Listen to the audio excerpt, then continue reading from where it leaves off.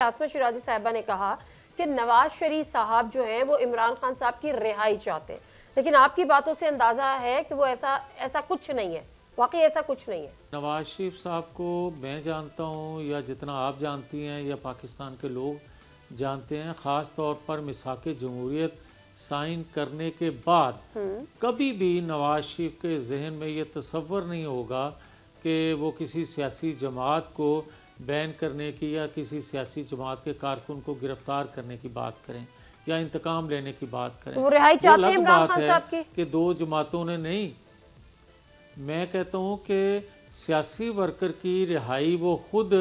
Announce करें, बोलेंगे उसके लिए, मगर क्या दहशतगर्द के लिए कोई बोलेगा? सर तो बात गलत है ना, यानी वो रिहाई नहीं चाहते इमरान खान साहब की।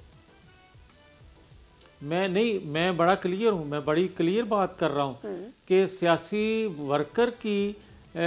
बात कभी भी कोई सियासी जमात करने से बाज नहीं रहेगी, मगर किसी दहशतगर्द जो GHQ पर हमलावर हुआ हो, जो पाकिस्तान के दीगर तनसीबात पर हमलावर हुआ हो, जिसने उकसाया हो लोगों को, जिसने बार बार ये बात कही हो कि पाकिस्तान पहले इमरान खान फिर पाकिस्तान, बार बार ये बात कही जाती है, और ख़ास तौर पर मज़हब के हवाले से, ख़ास तौर पर इंडिया के, अफ़गानिस्तान के हवाले से, पाकिस्तान के अंदर होने वाली दहशतगर्दी के हवाले से जो वो अज़ाइम रखते हैं या वो बात करते हैं, उसके बाद भी अगर कोई उसको कहेगा कि ये सियासी कारकुन है या किसी जमात का लीडर है, तो मैं नहीं मानता।